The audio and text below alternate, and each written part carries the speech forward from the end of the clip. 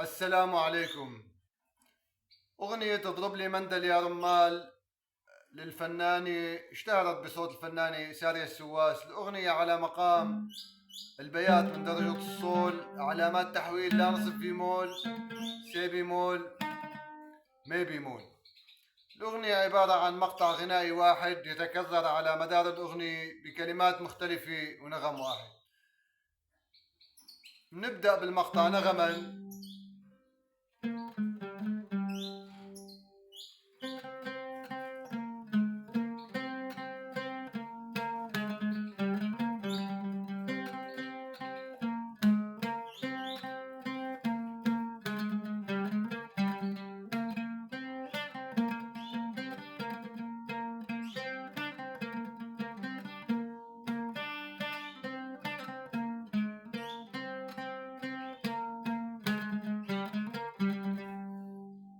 غناء.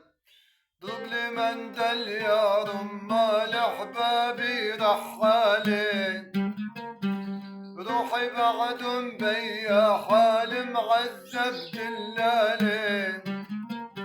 يا نبع الميا جفوا عينيا، لديرة منسية يا رمال رحل الغوالين. بلفظ النوطة. دو دو دو دو سي لا سي دو دو دو سي سي لا صول لا سي صول. دو دو دو دو سي لا سي دو دو دو سي سي لا صول لا سي صول.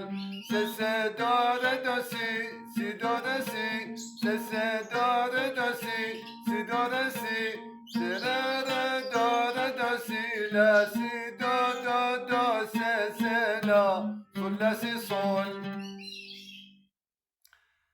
وهيك بتكون الأغنية انتهت.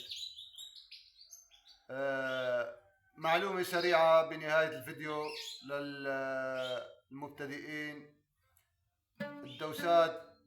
دوسات النغمات هون باليد اليسرى ما بتتاخد على البصمة، ما تاخد النغمات على بصمة الإصبع، خدها على راس الإصبع.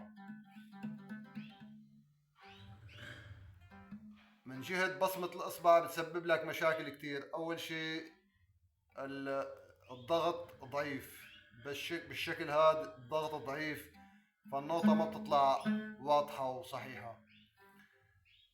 ثانيا بتسبب إعاقة للإيد، حركة الإيد بتصير صعبة. مشاكل كتير.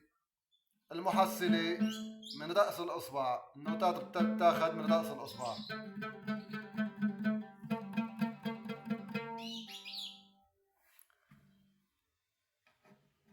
وهيك بتكون الأغنية انتهت. والسلام عليكم ورحمة الله.